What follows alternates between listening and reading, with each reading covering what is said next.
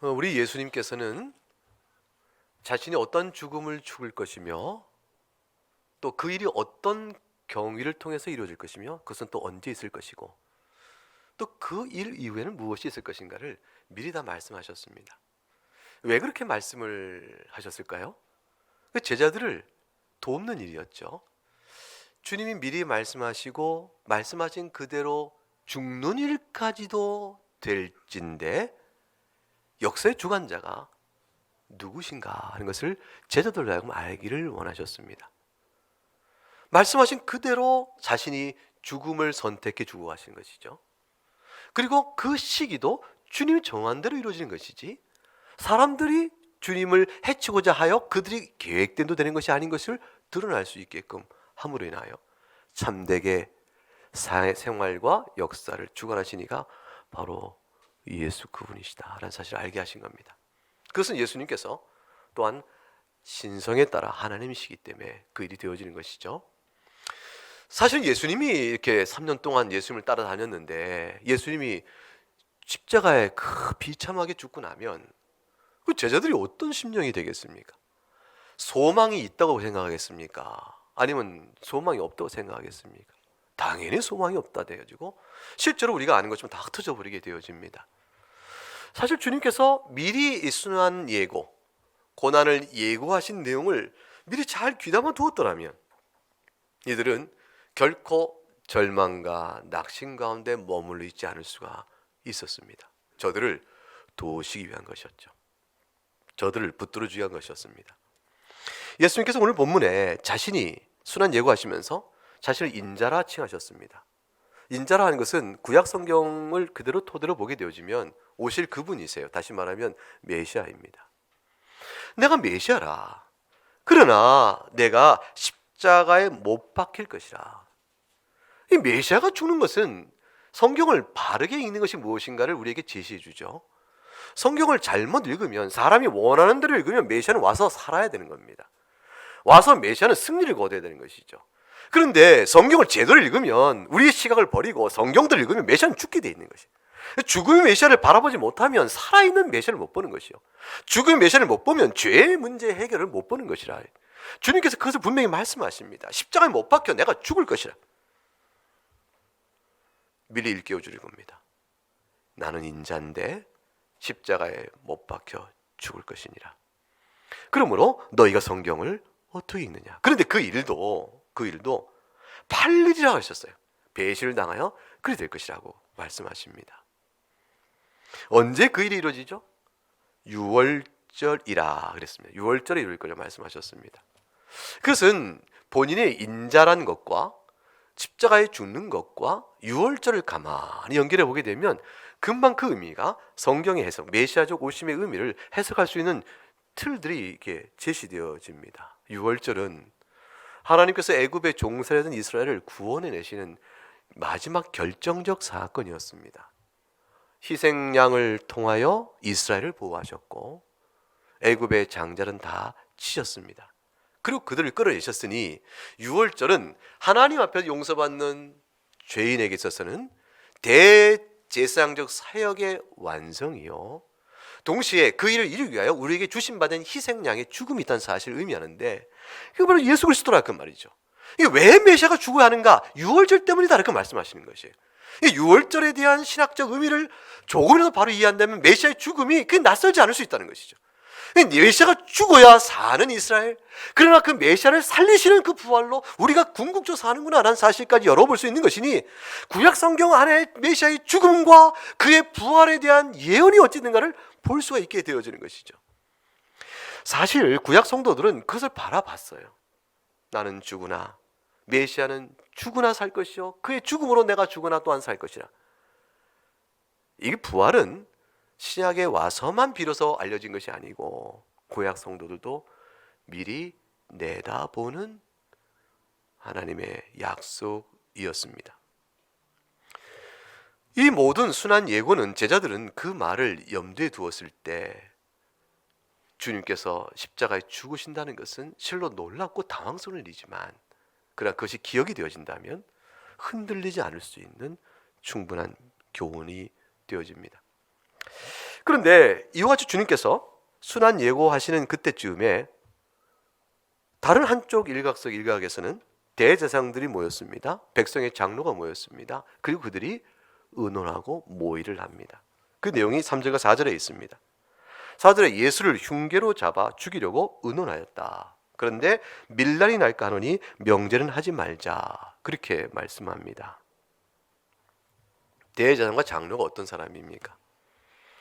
대제사장은 유월절의 제사를 대표로 하는 모든 구약적 속죄 제사의 제사장 역할을 하는 사람들이죠. 대제사장은 특별히 1년에 한 번씩 이스라엘과 하나님 사이의 완전한 속죄일을 대속죄일에 들어가서 민족적 용서를와 민족적 회심과 민족적 사죄를 구하는 그런 일을 대표로 하는 사람이었습니다. 하나님과 우리 사이에 중보자의 역할을 맡긴 사람이죠. 그럼 대제사장이라면 자신의 영적 참된 실체인 그림자니까 그림자는 실체를 알아봐야 될 거 아니에요. 근데 그들이 모여서 그리스도를 죽이고자 작정합니다. 이유는 흉계로 잡아 죽이고자 했으니 불법한 일들입니다. 그들이 내세웠던 예수 그리스도께서 그리스도라 말씀하시는 것, 하나님의 아들이라고 말씀하신 것, 이 가르침의 내용이 성경을 통해 어떻게 확인되는가에 대한 정직한 이해를 갖고 있지 않고 저들은 자신이 세우고 자신이 고집하는 신학이요, 자신의 신앙적 체계, 종교적 체계에 자신이 누리는 권위요, 자신이 이해했던 의인이 산다. 그 믿음 체계가 그냥 있었던 것이죠. 예수님이 너희가 다 죄인이라 말해서 발악을 하게 됩니다. 견딜 수가 없었던 것이죠. 성경 전체의 메시지의 선명한 교훈, 하나님 앞에 우리가 죄인이라 이 사실을 받지 못하니 저들이 아무리 제상복을 입고 있어도 사실은 그들은 하나님 앞에서 멀리 하나님과 백성들 사이에 제사장이 아니요 하나님과 백성들 사이에 원수로 작용하고 되고 마는 것입니다. 의인이라야 사는 것이지 죄인이 어떻게 하나님 앞에 사는가?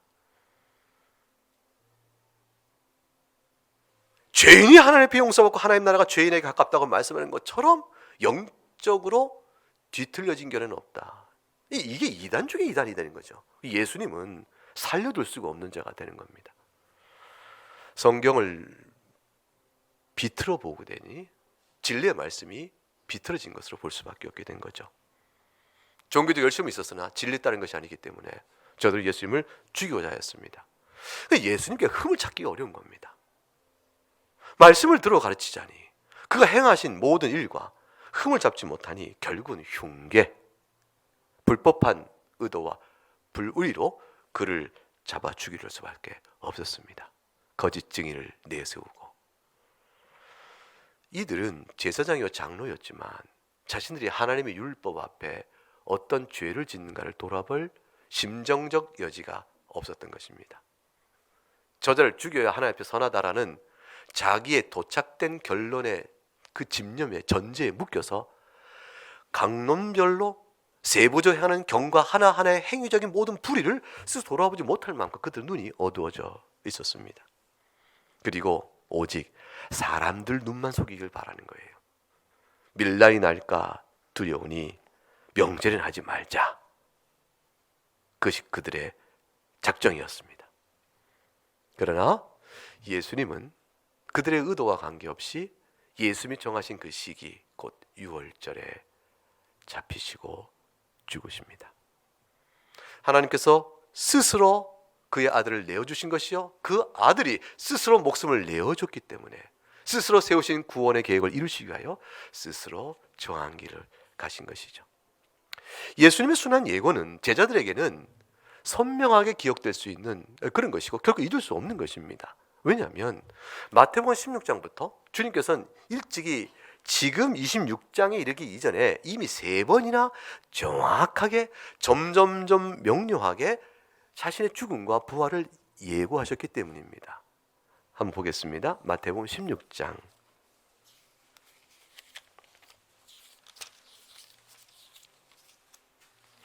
마태복음 16장 21절에 가게 되면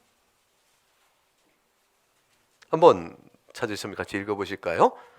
시작. 이때로부터 예수 그리스도께서 자기가 예루살렘에 올라가 장로들과 대제사장들과 서기관들에게 많은 고난을 받고 죽임을 당하고 제3일에 살아나야 할 것을 제자들에게 비로소 나타내시니, 주님은 말씀하셨어요. 비로소 나타냈다. 비로소, 이때야 비로소. 어느 때 나타나셨냐면 베드로의 신앙 고백 위에 신앙 고백을 받으시, 너희는 나를 누구라 하느냐? 저는 그리스도요 살아계신 하나님의 아들입니다.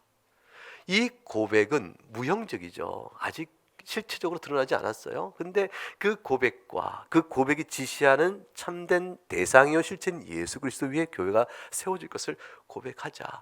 음부의 권세라도 결코 이 교회를 무너뜨리지 못한다. 사람이 보이는 교회야 어떨 때는 흩어지고 어떨 때는 약해지고 어떨 때는 배도 사건도 있을 수 있어요. 사람이 보이는 교회는 그래요. 사람이 보는 사람은, 우리가 보는 신앙인은 저 사람이 신자인데 싶은데, 아니 신자가 어떻게 진리를 모르고 예수를 떠나나? 그런 사람도 생기는 것이에요. 신자인데 어떻게 그렇게 살아? 이럴 수 있어요. 그리고 보이는 교회 자체도 마찬가지죠. 그러다 보이지 않는 교회, 하나님 보시는 선택한 그의 백성이요 성령의 부르심 받아 중생한 사람들로 이루어지는 하나님의 참된 성도의 무리는 절대로 마귀가 흔들지 못합니다.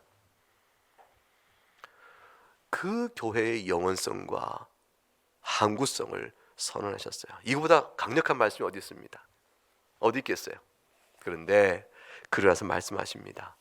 너에게 천국 열쇠를 주었다. 그러시고 내가 죽을 거다. 이 말은 예수 그리스도를 향한 베드로의 고백과 교회가 서는 것은 그의 반석이신 예수 그리스도의 사역 위에 있는데, 그 사역은 바로 이 순환 예고를 통해서 확인되는 겁니다. 그의 고난이요, 그의 죽음이요, 그의 부활의 토대 위에 있음을 말씀하신 것이죠. 이 일은 이루어져야 할 일이요, 반드시 되어져야 할 일입니다. 근데 베드로가 나서서 그리하면 안 됩니다 라고 이렇게 항변하고 주님을 막 질책한 거죠. 주님 정신 차리, 그러면 되는가? 그러자 사탄아 물러가라는 말을 듣고 말게 되는 일이 이어져 나옵니다. 주님의 순환 예고는 그가 우리를 위하여 구속하실 모든 사건에 대한 구체적이고 요약적인 제시였습니다. 이 일은 16장에만 이른 것이 아니고 이제 17장에 가게 되면 다시 또 이렇게 일러주십니다. 마태복음 17장 22절과 23절 말씀입니다. 읽어봅니다. 갈릴리에 모일 때에 예수께서 제자들에게 이르시되 인자가 장차 사람들의 손에 넘겨져 죽임을 당하고 제3일에 살아나리라 하시니 제자들이 매우 근심하더라. 근심했어요. 앞에서는 베드로가 나서서 안 됩니다 했는데, 이것이 주님이 너희는 마귀의 일을 생각한다라고 책망했으면 주님이 어찌하여 이것을 말렸는데 왜 책망하셨을까 하고 교훈을 깨달아, 이 일은 이루어져야 될 일이구나. 내가 믿는 예수님은 죽으셔야 될 그리스도구나. 이 신앙의 고백으로 발전으로 나가지 못한 채 다시 말씀하시니까 근심했습니다.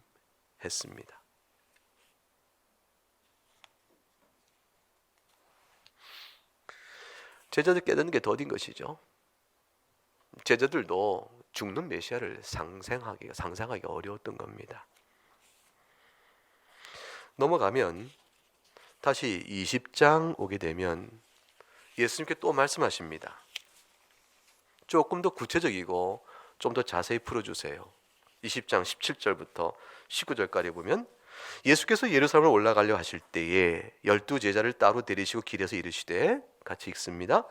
보라, 우리가 예루살렘으로 올라가노니 인자가 대제사장들과 서기관들에게 넘겨짐에 그들이 죽이기로 결의하고 이방인들에게 넘겨주어 그를 조롱하며 책짓질하며 십자가에 못 박게 할 것이나 제3일에 살아나리라.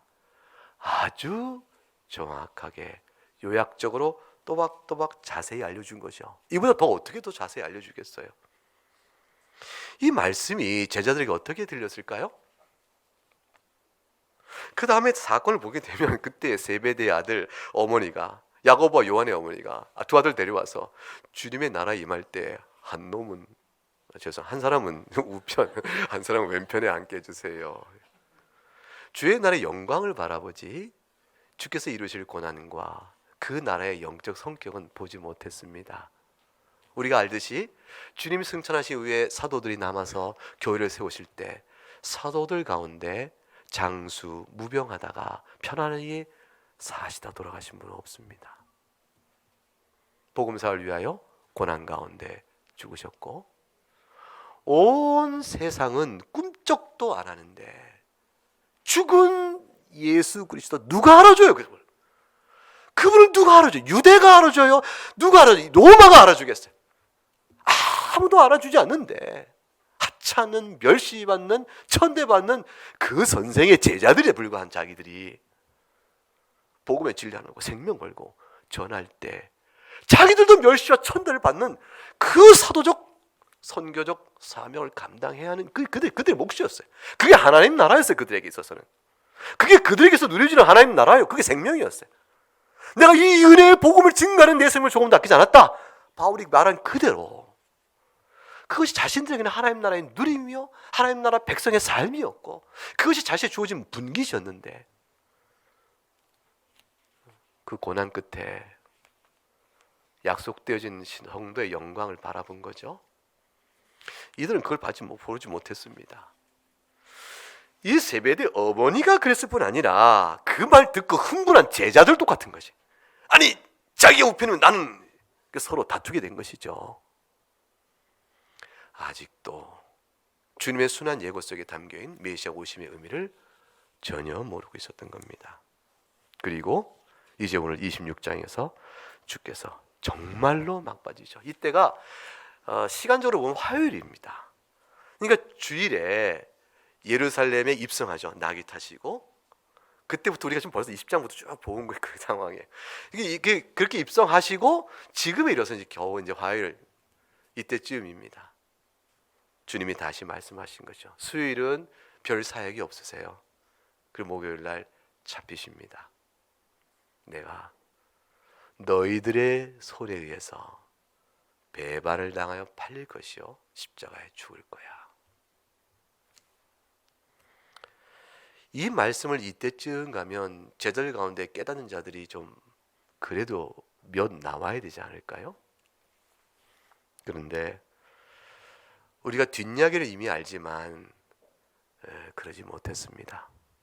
제자들은 주님의 죽으심을 이해하기 어려웠고 그들은 주님이 죽으시자 다 흩어졌습니다. 여러분, 교회의 고난을 이상하게 여길 것이 아닙니다. 예수 그리스도가 살아계시고 하나님이 살아계시다면 각 시대마다 교회는 부흥하고 번성하고 강해야 된다. 세상적 기준으로 그럴 것을 기대할지 모르겠습니다. 그런데 그렇지 않습니다. 하나님께서 능력이 없어서 교회가 약한 것이 아니고, 하나님께서 주무시기 때문에 교회가 환난 가운데 있는 것이 아니고, 하나님께서 우리를 거룩하게 빚어 계시는 성화의 그 손길과 은혜의 내리심이 너무 약하기 때문에 빛이 강해야 몸이 따뜻해지지, 그 약한 빛 갖고 우리가 어떻게 몸이 따뜻해지겠나. 하나님의 성령의 감화 능력을 강하게 주셔야 우리가 성화를 이루는 것이지, 하나님 그렇게 미적지근하게 은혜 주시니까 성도들이 사는 게 다 그 모양이지, 이렇게 이해할 수 있는 것이 아닙니다. 교회는 어떤 이에게는 분명한 자태로 드러나고 어떤 이에게는 교회 모습이 잘 안 보입니다. 교회 단위로 볼 때도 어떤 교회는 교회 모습이 잘 드러나고 어떤 교회는 교회 모습이 잘 보이지 않습니다. 그 어떤 시대는 말씀의 능력이 강한 시대로 보이고 어떤 시대는 그것이 희귀하게 보입니다.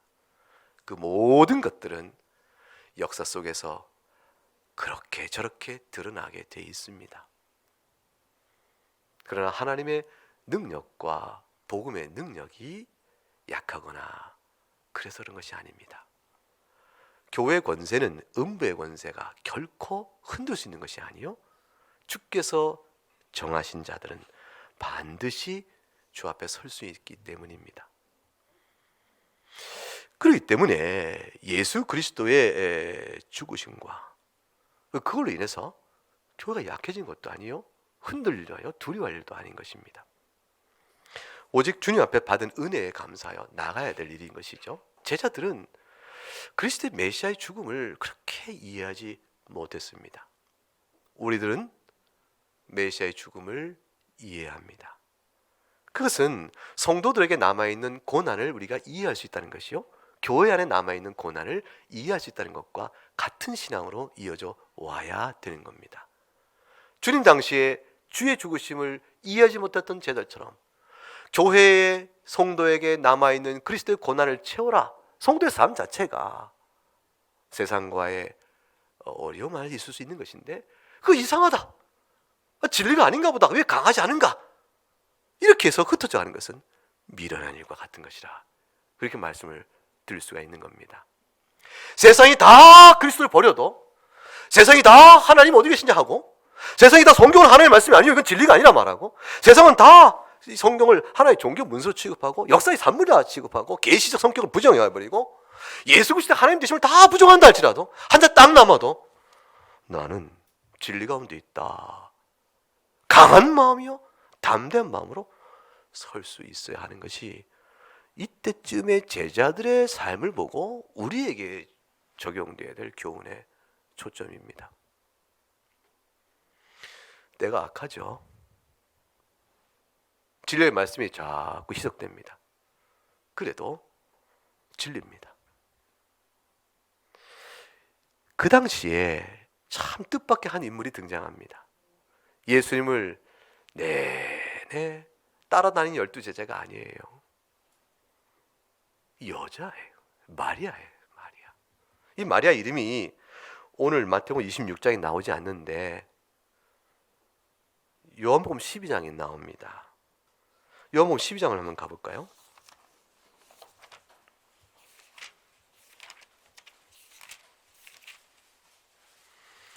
요한복음 12장 1절을 보게 되면 유월절 엿새 전에 예수께서 베다니에 이르시니 이곳은 예수께서 죽은 자 가운데 살리신 나사로가 있는 곳이라.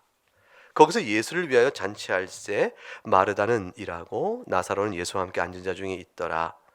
마리아는 지극히 비싼 향유 곧 순전한 나드 한 근을 가져다가 예수의 발에 붓고 자기 머리털로 그의 발을 닦으니 향유 냄새가 집에 가득하더라. 진동을 했겠지요. 요 마리아, 향유 옥합을 깬 이름이 나옵니다. 누구죠? 마리아입니다. 어떤 이들은 요한복음 12장에 나와 있는 이 사건과 마태복음 26장에 있는 사건이 별개의 사건이요 두 가지 사건이라 이렇게 얘기하기도 합니다. 그 이유는 뭐냐면 12장 1절에 이 일이 언제 있었습니까? 6월절 몇 세 전?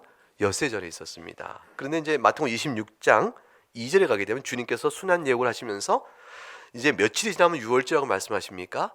이틀. 그러니까 아마도 요한복음 12장에 있는 이 마리아의 향유 옥합을 깬 이 사건이 먼저 있었고, 그리고 또 사흘 뒤에 또 똑같은 사건이 하나 있었나 보다 이렇게 생각하는 일도 있습니다. 근데 어느 장소에서 이 사건이 있었나요? 마태복음 26장에는 어느 사건 6절에 어디라고 했죠? 베다니 나병 환자 시몬의 집 베다니입니다. 그리고 요한복음 12장도 어디에 이르셨다고 돼 있어요? 1절에 베다니 이르셨다. 그러니까 같은 장소에서. 근데 그 당시 인구가 서울처럼 많았을까요? 아니죠. 조그만 마을이죠. 베들레헴 예수님 태어났을 때 인구 3,000명 보니까 이때 베다니에 뭐 인구가 일본 얼마나 많았겠어요. 그 작은 마을에 한 사건이 있었는데 또 나흘 뒤에 똑같은 사건이 또 하나 있었다. 이렇게 날짜가 다르니까 이렇게 볼 수 있지 않겠냐 이런 생각을 합니다. 왜 이런 사건이 벌어졌을까? 일단 모인 일은 12장의 요한복음 12장은 나사로의 부활을 너무 기뻐서 잔치 벌린 것 같고 마태복음 26장은 나병 환자 시몬의 집에 있으니까 시몬이 여지껏 나병 환자일 때 잔치했을까요? 아니죠. 그냥 어떤 경우를 생각할 수 있어요? 시몬이 나병 환자였는데 고침을 받은 거죠. 그러니까 나병 환자인 시몬이 고침 받으니까 잔치했고 잔치가 두 번 이렇게 연속적으로 벌어진 것처럼 이해를 합니다만 그러나 굳이 그렇게 볼 것이 없습니다. 왜냐하면 마태복음 26장 1절과 2절에 주님께서 순환 예고를 하실 때는 이틀 전에 하신 게 맞아요. 그런데 6절부터 사건은 이틀 전에 순환 예고하면서 마태복음에 그때로부터 나흘 전에 있었던 한 사건을 다시 끌어와 설명하고 있는 겁니다. 이때 주님의 순환 예고를 하시고 과연 그가 죽으실 터인데 죽으시는 그분에게 장사 지내기를 미리 예비하는 일이 이미 나흘 전에 이런 일이 있었습니다 라고 마태복음이 그때 사건을 이때 기록하고 있다고 보면 시간 차이로 인해서 두 사건을 볼 이유는 없습니다. 그렇게 되어지면 마태복음 26장에 한 여자가 매우 귀한 향유 한 옥합을 가지고 와서, 이때 한 여자 이름은 뭐로 보면 되겠습니까? 마리아. 근데 어떤 마리아? 베다니 나사로의 누이 마리아로 보면 됩니다. 근데 우리 찬송가에는 무슨 마리아로 되어 있죠? 막달라 마리아 이렇게 부르게 나가죠? 그 찬송가 기억하세요? 한번 불러보실래요? 어떻게 해요? 막달라 마리아. 그다음에 뭐죠? 본받아서 이렇게 되죠? 그래서 막달라, 왜 막달라로 나왔을까요? 그거는 해석이 아까 말한 두 사건을 보는 사람 중에 그렇게 보는 겁니다. 요한복음 12장은 나사로의 마리아가 한 거고, 마태복음 26장은 막달라 마리아일 것이고. 근데 왜 하필 왜 막달라라는 말은 없는데 막달라 마리아로 했을까요? 구체적으로 질명했을까요? 죄가 큰 사람이 은혜가 큰 거다 생각하는 거예요. 근데 마리아 중에, 성경에 등장하는 마리아 중에 누가 죄가 제일 큰가? 이 막달라니까. 귀신 들렸죠, 창기였죠. 그러니까 이보다 큰 은혜 입은 사람이 누가 있겠냐? 그래서 옥합을 깨트릴 만큼 은혜를 입은 자다. 그래서 막달라 마리아고 추정을 해서 이름을 붙인 겁니다. 막달라 마리아는 많이 안 했다면 나 아닌데 그럴지 모르겠어요. 아무튼 그렇게 돼서 얘기도 합니다. 그러나 아까 말한 것처럼 굳이 그렇게 보지 않고 나사로의 누이 마리아로 본문을 이해해도 충분합니다.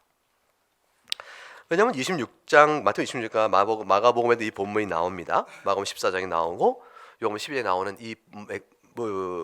이 사건에 대한 묘사와 예수의 하신 말씀이 정확히 일치하기 때문에 한 사건이 그렇게 된 것이라 봐도 무방합니다. 이제 그러니까 그렇게 보게 되면 나사로의 부활과 시몬이 나병에 걸렸다가 난 거죠. 이건 둘 다 똑같은 일이에요. 육체가 죽었다가 산 자나 죽은 자로 취급받다가 산 자나. 그 당시 나병 환자는 분리죠. 이스라엘 모든 진에서 분리되고 격리된 문둥병 지역에서 살아야 됐었어요. 그건 죽은 자와 같았죠. 근데 주님이 그를 고치신 겁니다. 그래서 저들이 살았습니다. 그 잔치 안에서 마리아가 예수님의 머리에 그 비싼 향유를 붓습니다. 어떻게 그렇게 할 수가 있었을까? 무엇이 마리아에 하여금 그렇게 할 수 있게끔 했을까? 그것이 우리가 생각할 내용이죠. 마리아는, 여러분이 마리아였다면 이렇게 할 수 있었을까요? 아마 제가 볼 때는 충분히 하실 수 있었을 것이라 여러분 그렇게 생각합니다. 저는 이 마리아를 읽으면서 여러분의 얼굴을 그냥 떠올립니다. 아, 그렇구나. 아무개 교우 다 하게 떠올릴 수 있습니다. 왜 그러냐면 여러분 심중에 고백되어진 그리스도 향한 사랑이 마리아와 동일할 것이라고 제가 믿기 때문입니다. 마리아 심중에 무엇이 그 일을 가능케 했을까요? 값은 아이들 설교 때 이미 얘기한 것처럼 1년 품삯 다 합친 값이라고 생각해 보십시다. 얼마나 귀합니까? 그것을 그냥 한순간에 다 버버려요. 조금도 아까워하지 않습니다. 마리아는 뭘 봤기 때문에, 뭘 깨달았기 때문에 그랬을까? 요한복음 11장에 가게 되면 이런 내용이 나오죠. 12장 앞에 11장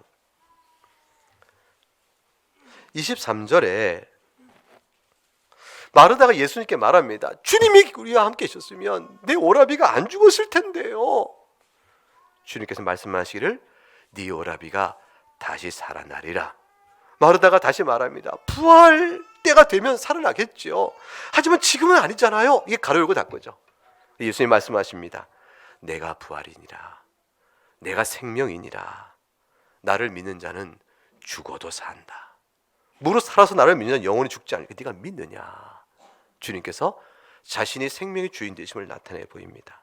주여, 주는 그리스도시요 그러니 그러할 줄 압니다. 세상에 오시는 하나님인 줄 내가 믿나이다 라고 고백이 이루어졌습니다. 그리고 마리아를 불러서 오라 하시죠. 마리아는 마르다와 나는 이 모든 얘기를 전에 들었을 것이고 또한 그도 믿었을 것입니다. 이걸 믿고 나서 사실 그에 이루어진 전개된 사태는 나사로를 살리신 일들을 주님께서 행하시니까 그것을 보고 얼마나 예수 그리스도께서 죽음의 권세를 넉넉히 다스리는 분이요, 그가 생명의 주인 되심을 확실히 눈으로 봤죠. 확실히 눈으로 보고 생각해보니 마리아 여지껏 귀에 들려오는 예수님이 행하신 모든 사역에 관한 소문과 그의 교훈들이 귀에 들어왔겠죠. 그 가운데는 예수님이 실제 행하신 오병이어의 기적도 있었을 것이라 그 말이에요. 요한복음 6장을 가게 되면 35절에 주님께서 이렇게 말씀하시잖아요. 나는 생명의 떡이니 내게 오는 자는 결코 줄이지 아니할 터이요 나를 믿는 자는 영원히 목마르지 아니할 것이라. 무슨 말씀인가? 53절과 57절에 갔더니 내가 진실로 진실로 너에게 이르노니 인자의 살을 먹지 아니하고 인자의 피를 마시지 아니하면 너희 속에 생명이 없느니라. 내 살을 먹고 내 피를 마신 자는 영생을 가졌고 마지막 날에 내가 그를 다시 살리리니 내 살은 참된 양식이요 내 피는 참된 음료로라. 내 살을 먹고 내 피를 마신 자는 그 안에 거하고 나도 그의 안에 거하나니 살아계신 아버지께서 나를 보내심에 내가 아버지로 말미암아 사는 것 같이 나를 먹는 그 사람도 말미암아 살리라. 먹다니, 아니 그의 살과 피를 먹다니, 이 무슨 해괴한 소린가? 이 무슨 말씀인가? 당연히 어떻게 나옵니까? 어렵도다. 그리고 수군수군 됩니다. 주님께서 너희 가운데 믿지 아니하는 자들이 있다 말씀하셨습니다. 너희도 나를 떠나겠느냐 이렇게 말씀하시니 시몬 베드로가 영생의 말씀이 주께 있습니다. 우리가 누구에게 가겠습니까? 라고 대답이 나옵니다. 결국 제자들은 어렴풋이 알았고 참 이상한 말씀이다 싶었지만 메시아의 죽음이 필연적이라는 사실까지 내다보는 데까지는 저들의 믿음이 자라질 못했습니다. 마리아는 이제 그것을 깨닫게 되는 겁니다. 과연 그렇게 되는 것이구나.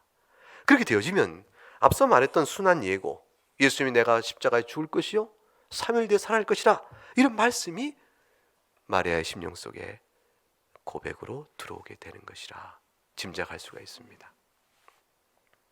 마리아의 신앙이 믿어집니까?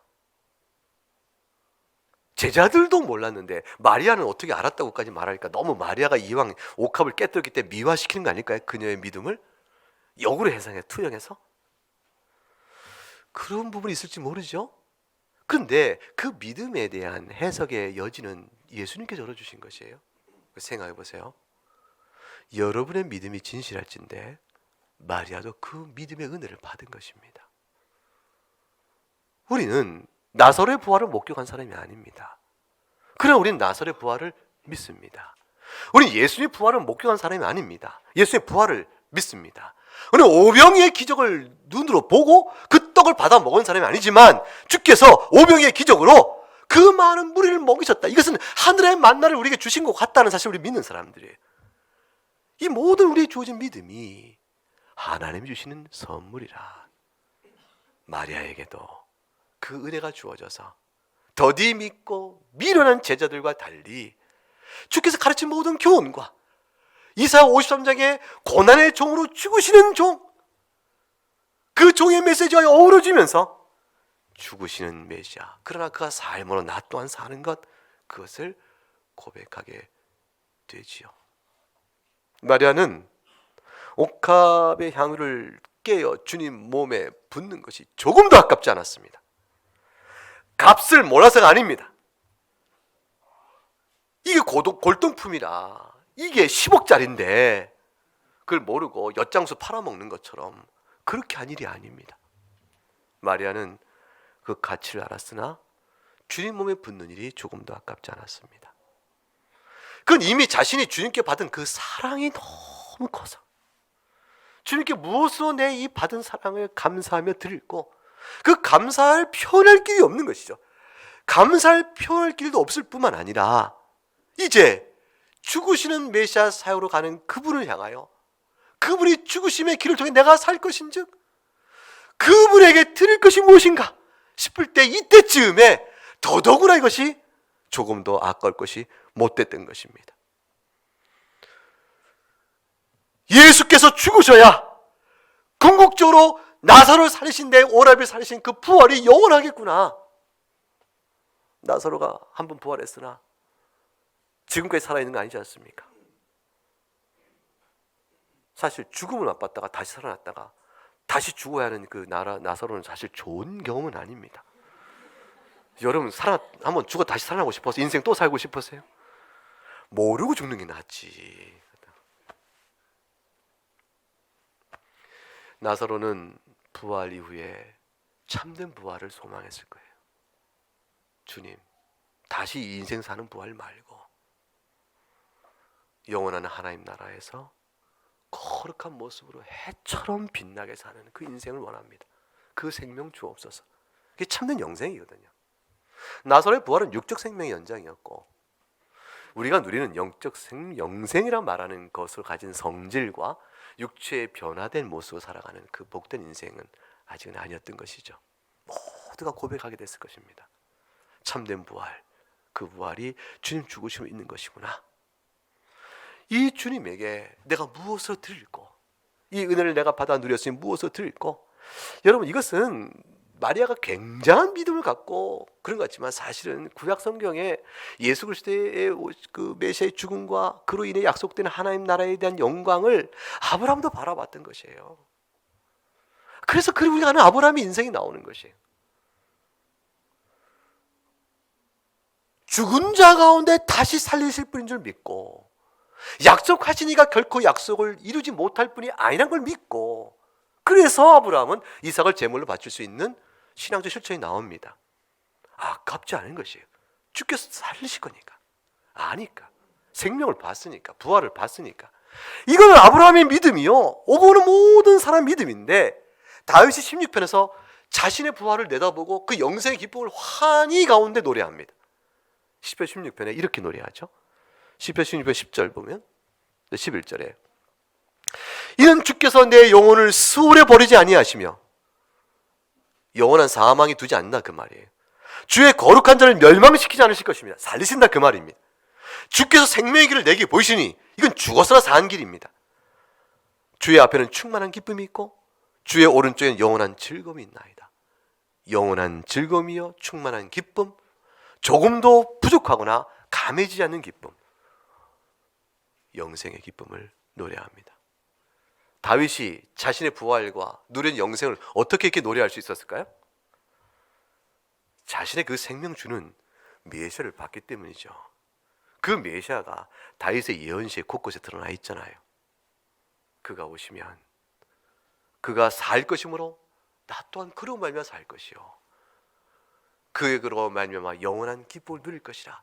다윗은 그걸 바라봤습니다. 이 믿음의 고백과 이 감사의 찬미가 지금 우리 신약성경 여기 지금 이때쯤에 마리아의 헌신을 통해서 증거되고 있고 보여주고 있는 것입니다. 제자들은 마리아를 도무지 이해할 수가 없었어요. 그래서 마태복음 26장 오늘 8절과 9절에 뭐라고 말을 해요? 보고 분개하여 이르렀다. 이 분개는 정의의 감에 충만한 분개죠. 무엇을 기준으로 분개하게 되었나요? 무슨 의도로 이것을 허비하느냐? 네 마음에 무슨 생각이 있길래 이 헛된 생각, 이 어리석은 사람, 아니 이 약한 사람 무슨 의도로 이것을 허비하느냐? 비싼 값에 팔아 가난한 자들에게 나눠주면 얼마나 좋겠느냐. 이 제자들의 분개는 일면 정의로워 보입니다. 정죄는 정의로운 기준을 갖고 합니다. 불의한 기준으로 남을 정죄할 수는 없기 때문에 그렇습니다. 항상 우리가 의롭다. 왜냐하면 보라, 이러이러해야 되지 않겠는가?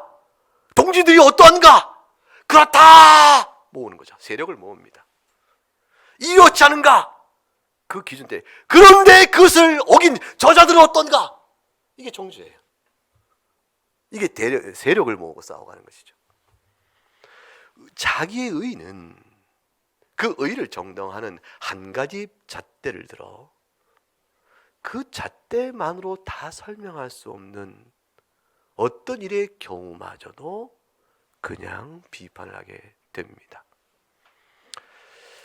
그런데 예수님께서 하신 말씀을 가만히 보세요. 저들이 어떤 마음으로 저렇게 했을까? 요한복음 하게 되면 가난한 자에게 나눠주는 일들이 참 좋은 일이긴 한데, 요한복음 12장을 다시 가봅니다.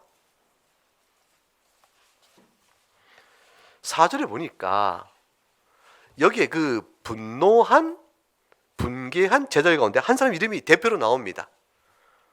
제자 중 하나로서 예수를 잡아줄 가룟 유다가 말하되, 5절 6절 같이 읽어볼까요? 시작. 이 향유를 어찌하여 300데나리온에 팔아 가난한 자들에게 주지 아니하였느냐 하니, 이렇게 말함은 가난한 자들을 생각함이 아니요 그는 도둑이라 동결을 막고 거기 넣어둔 것을 훔쳐가미러라. 성경이 저들이 가난한 자들을 생각하듯이 마리아의 행위를 비판을 했는데, 내세운 명분이 합당하지 않다는 사실을 그들의 내면에 감춰진 의도를 드러내어 밝혀주고 있습니다. 가룟 유다가, 여기서는 어떻게 보면 요한복음 12장은 가룟 유다 중 제자 중 하나 가룟 유다를 얘기하니까 유다 혼자서 떠든 것 같이 보이는데, 이 마태복음과 마가복음에 가면 제자 중 여럿 이렇게 나옵니다. 그러니까 여럿이 된 거예요. 가룟 유다가 먼저 문제 제기를 했겠죠. 문제 제기를 했을 때 듣고 보니까 맞네, 자네 말이 맞네, 그렇지 않은가, 그렇지 않은가 해서 불만 세력을 모았겠죠. 그래서 이제 마리아를 정죄하게 된 것입니다. 어느 자리에서? 잔치 자리에서. 예수님께서 나사로를 살리고 문둥병자 시몬을 고친 그 은혜에 감격하여 벌어진 그 감사한 자리에서, 그 감사한 자리에 저들이 깨닫지 못하는 깊은 메시아적 사역에 대한 이해와 그를 통해 받아 누리는 은혜에 대한 감격이 넘쳐서 한 여인이 내가 무엇으로 내가 받은 은혜를 다 드리겠습니까? 주께서 행하실 장래 죽음의 사역을 예비하며 그 깨달음들을 행하는 이 놀라운 헌신과 아름다운 이 모습을 보고 가난한 자를 들먹거리면 비판하고 있는 것이, 심령 속에 두 가지입니다. 하나 아니면 이거, 아니면 저것입니다. 만일 명분대로 가난한 자들을 돌보는 마음이 주를 섬기는 마음에 합당한 대로 행한 사람이라면, 여러분 잘 생각해 보세요. 가난한 자를 돕는 것은 착한 일을 주님이 기뻐하시는 일입니다. 그 일을 내가 받은 은혜 때문에 어찌 이렇게 살까, 인색한 나의 삶을 뒤로 돌리고 주의 이름으로 이것도 행하리라 하고 주님 앞에서 내어놓고 가난한 자를 돕는 그 마음을 본래 가졌던 사람이면, 그 마음은 그저 착하고 남을 돕는 긍휼지심이 아니고 어떤 거죠? 은혜에 대한 감사잖아요. 하나님 어떻게 살고 감사하잖아요. 이 감사를 아는 사람이면 마리아의 행을 보고 저자는 어떤 감사 때문에 저렇게 할까? 저자의 심령성에 어떤 감사가 있기 때문에 그럴까? 내가 갖는 이 감사, 나는 이 감사로 이거밖에 못 들었는데 저자는 어떻게 저 감사 속에 들을까? 그 심령 속에 담겨 있는 것이 무엇인가를 보고 공명하며 그에 드리는 헌신의 크기나 놀라움을 넘어서 그 심령 속에 드려진 하나님의 은혜요 그리스도의 손길로 인해서 기뻐하고 찬송하게 되어 있는 것이, 그게 마땅하다 그 말이에요. 성도 상호 간에는 은사와 헌신을 질투하거나 책망할 수가 없어요. 누가 그렇게 할 수 있어요? 받은 은혜 분량대로 행하는 것인데, 자신이 고작 받은 은혜만큼 할 때 다른 성도가 옥합을 깨드린 걸 보고 그건 아니지, 이렇게, 그건 아니야, 그것 대신 저거 하는 게 낫지, 그거 아니, 이렇게 말할 수가 없어요. 왜냐하면 자신이 드린 헌신이 그리스도 앞에 받은 감격과 감사로 된 게 진실하면, 진실한 것만큼 저자의 심령 속에 무엇이 주님 앞에서 저렇게 살게 할까? 그 아름다운 내면을 보고 그것을 가능케 하신 그리스도 은혜가 자기 안에서 막 심장을 뛰게 하기 때문에 그런 것이에요. 순전하며 착한 섬김이 우리한테 이루어지는 것이요, 참된 변화가 우리 안에 있게 되어지는 것입니다. 이것은 너무 아름답고 소중한 것이에요. 예수님께서 뭐라고 말씀하시죠? 요한복음 12장 7절과 8절에 같이 읽어볼까요? 예수께서 이르시되 그를 가만두어 나의 장래할 날을 위하여 그것을 간직하게 하라. 가난한 자들은 항상 너희가 함께 있거니와 나는 항상 있지 아니하리라 하시니라. 여러분 다시 마태복음 26장엔 또 뭐라고 말씀하셨는가? 같이 읽어보겠습니다. 11절과 12절. 가난한 자들은 항상 너희와 함께 있거니와 나는 항상 함께 있지 아니하리라. 이 여자가 내 몸에 이 향유를 부은 것은 내 장래를 위하여 함이니라. 주님께서 11절에 가난한 자는 항상 있다 하셨어요. 가난한 자를 생각하는 마음을 좋아하시고 기뻐하시는 것이죠. 그럼 동시에 나는 항상 함께 있지 아니하지 않느냐. 보편적으로 일반적으로 성도가 주님을 사랑하여 가져야 될 마음이 옳다 하시면서도 그러나 그때그때 상황에 따라 각기 받은 은혜의 분량이 다르고 주님 앞에 드려야 될 상황적인 계기가 있어서 그때그때 또 드릴 것이 있느니라. 나는 항상 너와 함께 있지 않다고 말씀하셨어요. 지금 장래를 준비할 때라 말씀하신 것이죠. 그리고 이 모든 마음, 항상 성도가 가져야 될 일반적인 마음이나 주님이 이제 장래 치를 때 됐다 그때 갖는 마음이나 다 동일한 저변인데 그게 뭐냐면 주님께 받은 은혜에 대한 감사의 마음에서 동일하게 이렇게 드러나기도 하고 저렇게 드러나기도 하는 것이니라. 가룟 유다 한 사람의 불만과 불평이 결국은 몇몇의 제자들이요 마가복음에 가면 훨씬 더 많아요. 제자들이 다 일어나서 한 것처럼 되어 있습니다. 그렇게 영향을 미쳐 갑니다. 은혜에 대한 전파력과 감화력과 죄성에 대한 전파와 감화력 어느 게 더 클까요? 어느 게 쉬워요? 네, 죄성이 크십니다. 정죄에 대한 역설의 힘과 용서와 긍휼의 역설의 힘과 어느 게 더 영향을 미칠까요? 정죄가 커요. 우리는 근본적 부패이기 때문에 은혜를 깨닫는 건 더디기 때문에 오늘 주님께서 가난한 자는 항상 너희와 함께니와 나는 항상 함께 있지 아니하니라. 이 말씀 속에는 우리로 하여금 항상 너희가 무엇에 향하여 가난한 자를 내세우며 무엇을 향하여 주 앞에 서 있느냐를 다시 돌아보게 심령으로 끌어오십니다. 그리고 우리로 하여금 엎드리게 하죠. 주님, 저희는 항상 주 앞에서 가난한 자를 생각한 자도 아니요 주 앞에 옥합을 깨뜨릴 준비도 되어 있지 못한 자들입니다 라는 자신의 모습을 보게 하죠. 그러나 또 다른 한편으로 보게 되어지면 그러나 주님 외에 저희가 어디로 가겠나이까. 주님만이 저의 사랑이요 지금까지 주 앞에 드린 옥함은 고소하고 작은 헌신, 기억하기도 어려운 일, 내 기억 속에 두어 주님 제가 이렇게 했습니다 말하기 부끄러운 그 작은 일들 많은 일도 사실은 주님이 이름 때문에 한 것입니다 라고 말할 수밖에 없는 우리 안에 내면의 진정성은 있죠. 주님은 그 마음을 보고자 하십니다. 그래서 13절 이렇게 말씀하셨어요. 읽어봅니다. 내가 진실로 너에게 이르노니 온 천하에 어디서든지 이 복음이 전파되는 곳에서는 이 여자가 행한 일도 말하여 그를 기억하리라 하시니라. 자, 복음이 전파되는 곳마다 이 여자가 행한 일을 말하라. 그 기억하라 했어요. 자, 그럼 무엇을 기억하라는 것일까요? 아니, 이 여자가 그 비싼 그 향유를 깨서 가난한 자한테 나눠줄 것이지 예수의 몸에 부어 이런 잘못된 행동을 하지 맙시다 이렇게 깨달으라고 전파하라는 것이었을까요? 아니죠. 그러면 주님의 몸된 교회를 위해서는 어떤 낭비도 괜찮다 그거를 기억하라는 것이었어요? 아니에요. 그럼 주님 위해서는 이 여인에게 1년 삭슬 들여서 만든 그 향유를 깬 것처럼 여러분도 1년 삭슬 다 내어 헌금합시다 그 얘기를 기억하라고 하시는 거예요? 아니에요. 여러분 이 말씀을 온 천하에 복음을 전파하고 복음을 듣는 모든 보편교회가 이 말씀을 들을 때 어떻게 되길 원하시는 것이었죠? 주님은 너희도 그렇지? 그렇지 않니? 너희도 이 여인의 행동과 이 모습을 볼 때 너희들의 깊은 심령도 이 여인의 마음을 이해하고 아는 거지? 같이 찬송할 수 있는 것이지? 같은 감사의 마음이 있는 것이지? 그거를 우리에게 일깨워 주시는 것이에요. 교회사를 보게 되면 어떤 이는 생명으로 주 앞에 바칩니다. 목숨을 바쳤어요. 어떤 이는 은사와 시간과 물질과 가지고 있는 좋은 것들을 주 앞에 바칩니다.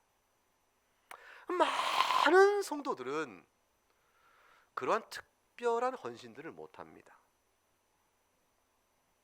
일상 속에서 가족 돌보고 생계 도모하고 주 앞에 드리는 일정한 헌신, 우리가 아는 그 정도 이상을 하지 않고, 그리고 살아가기 근근하며 주님 도와주세요, 너무 힘들어요, 그렇게 우리가 삽니다. 그렇게 살아가는 평범한 대다수의 많은 성도들을 이 말씀을 비추어 이 많은 헌신이 못됐으니 너희는 다 틀렸다, 이거를 정죄하려고 이 말씀을 오는 모든 교회에 기억하게 전파하러 가신 걸까요? 아닙니다. 은혜는 받은 대로 하는 것입니다. 어떤 이는 생명을 바치면서도 주님 이것으로 부족합니다 하고, 우리는 우리가 받은 은혜의 분량에서 믿음이 연약하지만 나름대로 드려진 작은 하나님 앞에 드릴 헌신, 그것이 어떤 것이든 그 헌신을 내어 부끄러운 마음으로 드리고 주님은 그것을 기쁘게 받으세요. 중요한 것은 그 헌신의 크기를 사람 눈으로 크고 작은 것을 보는 것이 아니고, 제자들과 이때쯤에 마리아의 비교 속에 담겨있는 내면 안에 주 앞에 서 있는 관계입니다. 이해할 수 있겠냐 그거예요. 옥합을 깨서 주님 앞에 내어드린 마리아를 이해할 수 있겠느냐? 주님 저희가 이해합니다. 너도 마리아를 함께 그 마음에 참여하여 마리아가 내어드린 그 찬미를 너도 똑같은 찬미를 내게 줄 수 있겠느냐? 주님 그럼요, 그렇고 말고요, 물으시는 겁니다. 너는 제자들처럼 마리아가 왜 그렇게 했느냐 라고 비난하듯이 그러겠느냐? 네가 알지 못하는 은혜로 주 앞에 주를 섬겨가는 성도들을 향하여 왜 그렇게 하느냐 라고 말하겠느냐? 주님 우리 내면을 물으시는 거예요. 모든 섬김과 주 앞에 내어드린 것은 그런 것입니다. 받은 사랑을 기억하는 거죠. 마리아는 특별한 주님의 사랑을 기억하셨습니다. 아, 은혜구나. 이 십자가의 부활과 은혜의 사랑을 무엇으로 갚을꼬? 그것을 미리 보고 고백을 한 것이죠. 만입이 내게 있으면 그 입 다 가지고, 그 다음 어떻게 돼요? 내 구주 주신 은총을 늘 찬송하겠네. 그 마음이 있느냐? 이거를 복음이 전파되는 곳에 이 여자 행한 대로 말하여 그를 기억하라는 말씀은, 주님은 어떤 기대죠? 다 알리라 하면서 동시에 주님은 아멘 아멘, 마리아와 함께 우리가 마음을 주 앞에 드립니다 라는 고백이 보편교회 안에 우러져 나올 것을 기대하시고 또 우리에게 교훈하시는 것입니다. 여러분이 그 같은 믿음 가운데 있는 줄 압니다. 찬송가 216장은 이렇게 되어 있습니다. 성자의 귀한 몸 날 위하여 버리신 그 사랑. 한번 보세요. 가사를 보세요. 찬송가 216장. 마리아의 심령일 것이에요. 성자의 귀한 몸 날 위하여 버리신 그 사랑 고마워라. 내 머리 숙여서 주님께 비는 말, 그 다음 무엇이죠? 나 무엇 주님께 바치리까. 그래서 마리아는 옥합을 깬 것이고, 그래서 여러분은 오늘까지 신앙생활 동안에 주님께 여러분의 헌신을 드린 것이에요. 예수 믿고 지금까지 주 앞에 어떤 시간이든 마음씀이든 어떤 형태로든 주님께 나름의 헌신 안 드린 사람이 없잖아요.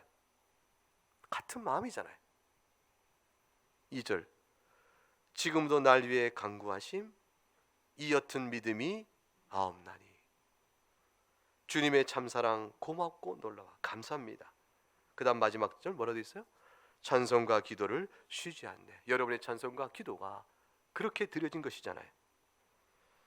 주님의 십자가 나도 지고 신실한 믿음과 마음으로, 그 다음 읽어보면 형제의 사랑과 친절한 위를 누구에게나 베풀게 하옵소서. 이것을 가리켜서 성도의 교통, 성도의 교제 그렇게 말합니다. 내게 주어진 은혜에 따라 받은 책임을 사랑하는 성도와 교회를 위해 수고하는 모든 간절하고 진정한 헌신. 4절 같이 처음부터 읽어봐요.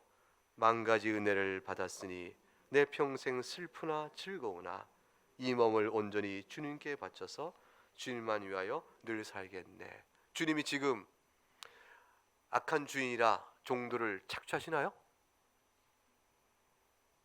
아니잖아요. 주님께 베푸신 사랑을 기억하여 나올 수 있기를 원하시는 겁니다. 성도는 받지 않은 것 드린 것이 없고, 우리가 신앙생활은 감사 위에 다른 것으로 표현할 길이 없습니다. 왜 그렇게 삽니까? 물어보면 너무 베푸신 은혜가 감사해서요. 그 감사의 마음이 저를 감동시키고 감격해서 그렇습니다. 감사와 감격 외에 무엇으로 우리 신앙생활을 설명해요? 당신 왜 회개합니까? 주님이 용서하신 은혜를 베푸셨잖아요. 왜 회개하는 거죠?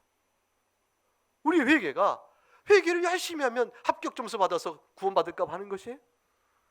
이미 받은 용서에 대한 그 은혜에 감격해서 어찌 이 죄 가운데 있을꼬?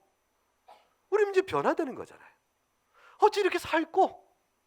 우리의 모든 삶의 내용 하나하나가 시간과 물질과 인격의 헌신과 모든 관계 형성과 모든 게 조금씩 변화돼 가는 거잖아요. 여러분에게서 향유 옥합을 주 앞에 드리는 거 아니겠습니까? 제자들은 몰랐어요. 순환 예고 4번에 걸친 그 가르침, 그 많은 주님의 가르침과 행하신 사역에도 불구하고 깨닫지 못했던 제자들, 미련한 자들이었습니다. 주님이 저들 가운데 그래도 은혜를 저버리지 아니하시고 훗날에 다 깨닫게 하시니 저들도 눈물로 돌아와 주 앞에 다 향유 옥합을 깹니다. 우리들도 다 그런 것입니다. 지금은 더디게 알아도, 지금은 둔해도, 지금은 아직도 아닌 것 같은데, 이 설교도 이 주의 말씀도 아직 못 받을 준비가 안 돼 있다 할지라도 결국에는 주님께서 다 우리를 그렇게 마리아의 심령으로 우리를 이끌어 내십니다. 예수님만이 우리의 생명이십니다.